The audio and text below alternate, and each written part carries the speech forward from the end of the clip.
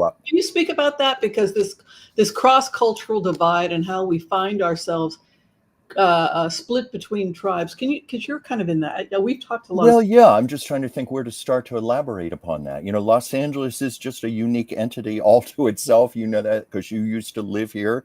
Anyone who's ever been here, visited, or lived for a period knows it. what. I was a lot happier in LA, I'll be honest. Were you really? I always thought you would be happier in Oregon. All my friends are in LA. Well, that's true.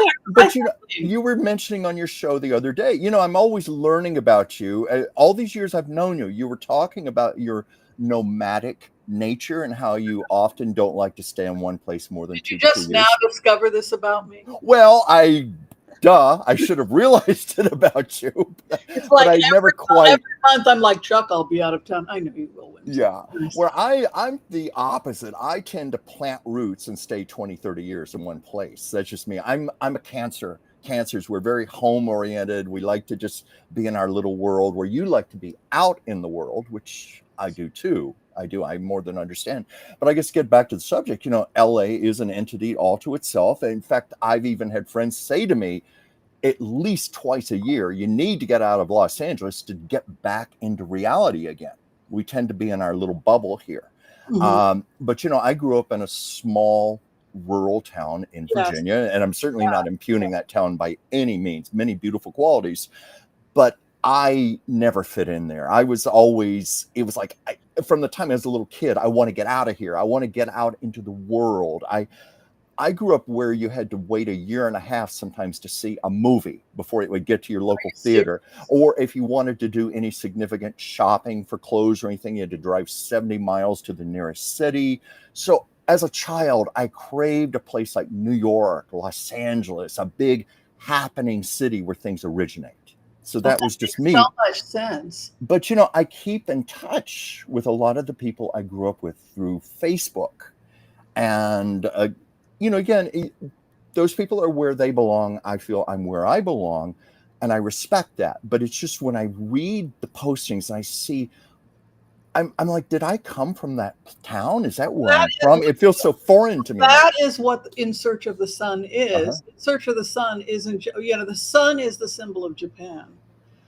Yeah. And it's really about that. Where do I belong in the world? Let me read a little bit about this book. Okay. This is the story about forging family across divided oceans, cultures, and self-doubts. But ultimately, In Search of the Sun proves that love is not bound by blood. Highly recommended to anyone interested in learning human connection, etc. Yeah. The author... The story is about an American samurai kept her tender heart open in the face of continued obstacles. It's just really interesting. So I love this because, when I'm not traveling, I'm reading books about traveling and It's vicarious travel. And so, and where do I fit in the story? When I'm in Israel, I have to think about where do I fit in the story, right? As really as a Jewish person, et cetera, et cetera. In Japan, I have to think about where do I fit into the story as an American that's currently, to some extent, still occupying Japan, right? So you always you also have to put yourself, when you travel, into the story of who am I in this story? Yeah. How you feel about life in Europe. When you're in Europe, you're a different person. Mm-hmm. Italy. I love Europe. I love Europe as much as I'm a homebody. I jump at any opportunity to go to Europe. In fact, when I'm in Europe, on my last days, I get depressed because I don't want to come back to America. I feel like I'm leaving home. Maybe it's past life connections or something, but I feel very connected to the European way of life. So that's the other question I was going to ask people is, have you ever found yourself like the author in a culture or traveling to a place you've never been and found it to be that you felt more at home there than where you grew up? That was me in Barcelona. That was me in Venice. That was me in Paris. I could see you in Italy. I could see myself there too. For a number of reasons. Your love of art. Mm-hmm. Food. But also intellectual conversations with seasoned people that are Yes. you know, interested in culture and art and good Mhm. food, good wine, good conversation, I think you'd be in seventh heaven, I think I would too. living somewhere like, you know, the outskirts of Rome or something. Yeah. Was Venice like what would be good for you because Venice, you'd be exposed to all that art. Oh, I love Venice. I was there once for 5 days. And it was so interesting. I had a psychic about 8 months earlier say, I see you visiting a place surrounded by water.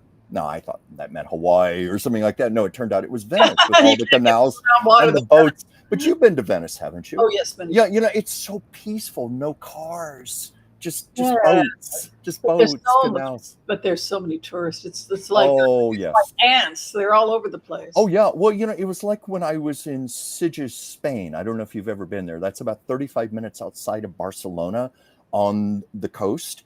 Mhm. And I had people actually say to me, please don't tell people back in America about us because we don't want tourists coming here ruining our community. And they meant it in a nice way, but they just meant, It please, was Barcelona, wait, it was Barcelona. Sitges, a little town, Sitges.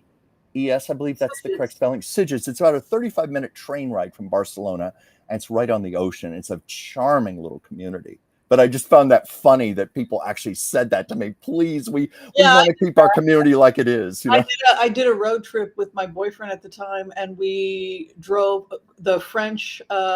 We kept driving. I said, "Let's drive until we don't see any tourists." And he was annoyed. He's like, "I'm on Uh-huh. vacation too, and all I'm doing is driving." But we drove along. We left the French Riviera into the Spanish Riviera, and we kept driving. And I said, "This is the spot." I was trying to get away from tourists. Uh, It was out. It was called uh, Playa del Mar, or something. It was like, uh-huh. and it was so tiny. And we went and we camped out there, and the guy at the restaurant said, "Oh, you're the second American I've met in my entire life." And to my boyfriend, he said, "You're the first Russian." He was a Russian. So I was like, "This is perfect. Yeah. We're away from the tourist." Oh yeah. No, that's what I love too, to find those little areas that are not frequented by tourists and just to experience different cultures, lifestyles. I rarely want to take public transportation. I want to walk. I just want to walk as much as I can when I'm in a place like that.